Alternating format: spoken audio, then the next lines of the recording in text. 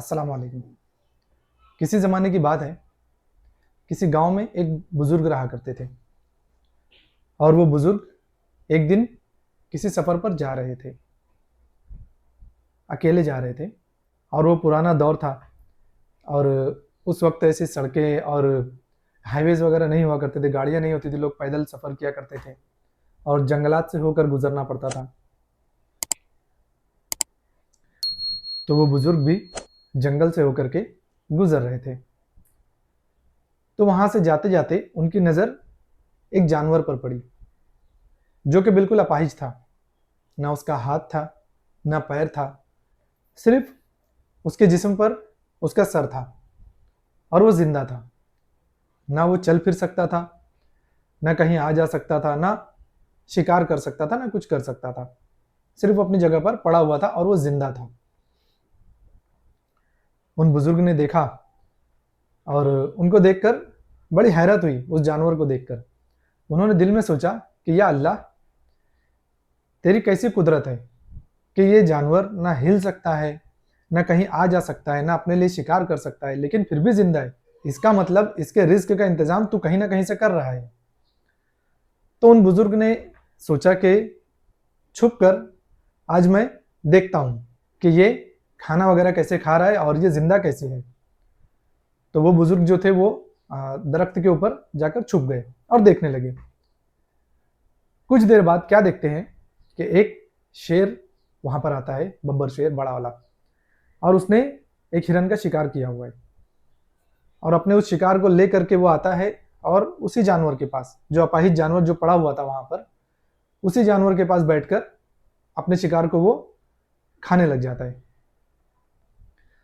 तो जब शेर अपना शिकार को खा लेता है, वो जो हिरन उसने शिकार किया था, जब उसे वो खा लेता है, उसके बाद वो उस हिरन को वहीं पर छोड़कर उस जानवर के पास, जो अपाहिज जानवर था उसी के पास छोड़कर चला जाता है।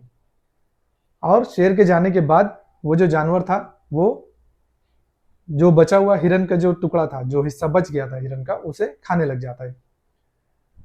तो उन बुजुर्ग ने ये माजरा देखा दरख्त के ऊपर से और उन्होंने अल्लाह ताला से अर्ज की कि या मेरे मौला, वाकई रिस्क का जिम्मा तो तूने लिया हुआ है, तू तो हर जानदार को रिस्क देता है, तो रिस्क के लिए मैं क्यों परेशान होता हूं। आज के बाद मैं भी तेरे रिस्क के इंतजार में बैठूंगा और मुझे तेरे ऊपर पूरा यकीन है, तेरी जात पे, कि तू मुझे रिस्क खिलाएगा। अब वो बुजुर्ग वहां से चले गए अपने सफर की तरफ और उन बुजुर्ग की कपड़े की दुकान हुआ करती थी और अच्छा खासा बिजनेस था उनका।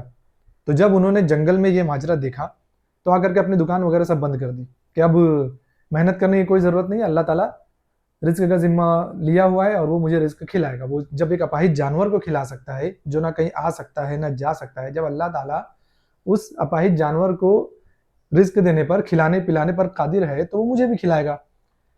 ऐसा सोचकर उन्होंने अपनी दुकान बंद कर दी। और जैसा कि वो अल्लाह वाले थे, बुजुर्ग थे, तो उनके जो मानने वाले हैं वो भी काफ़ी बड़ी तादाद में थे।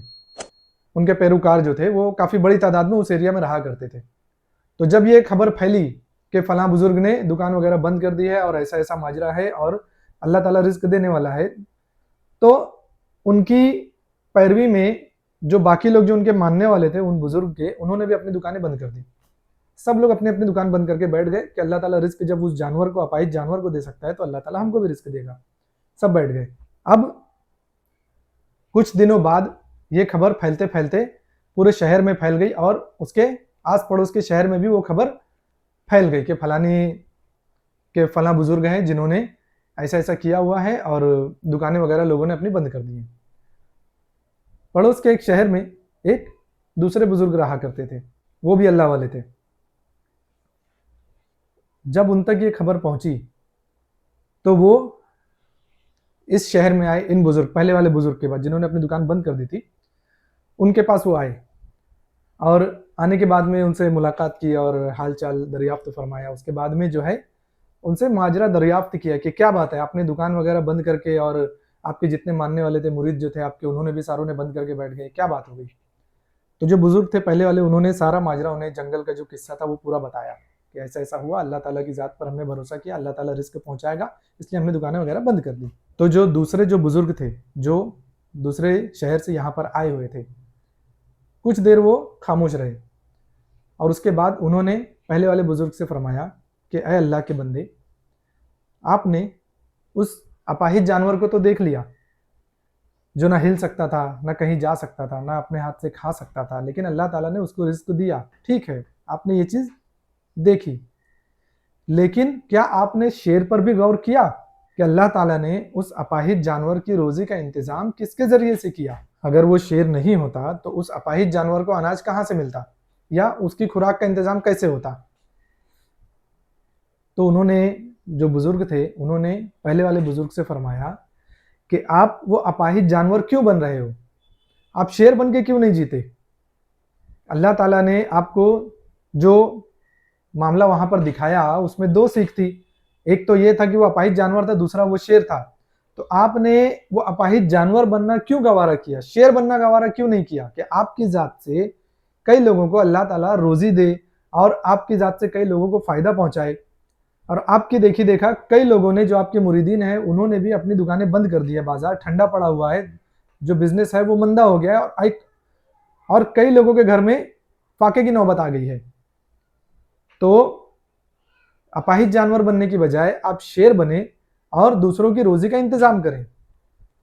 तो उन बुजुर्ग को, जो पहले बुजुर्ग थे, ये बात बड़ी पसंद आई और उन्होंने दिल में तौबा की कि अल्लाह ताला ने जब मुझे लोगों की रोजी का जरिया, लोगों की हिदायत का जब जरिया बनाया हुआ है, तो मैं उस अपाहिज जानवर की तरह क्यों बनूं, शेर की तरह क्यों नहीं बनूं कि जा करके लोगों की जो तकलीफ है, जो दुख है, जो भी मुश्किलात है, उनको हल करने का जरिया क्यों ना बनूं। तो मैं भी इस वीडियो के जरिए इस मैसेज को आप तक पहुंचाना चाहता हूं कि आप जिंदगी में कभी भी, चाहे जितनी मुश्किलात आए, आप इस कहानी को याद रखें और सोचें कि अल्लाह ताला ने आपको जब शेर बनाया है तो अपाहिज बन के जिंदा रहने की कोई जरूरत नहीं है। अपने लिए हर कोई जीता है, अल्लाह ताला रोजी का इंतजाम तो सबका करता है, लेकिन खुशनसीब होते हैं वो लोग जिनको अल्लाह ताला जरिया बनाता है दूसरों की मदद करने का। तो उम्मीद है आपको मेरी वीडियो अच्छी लगी होगी और मेरे चैनल को सब्सक्राइब कर लें, इस वीडियो को लाइक एंड शेयर करें और अपने दोस्तों के साथ में शेयर करें। अस्सलाम वालेकुम।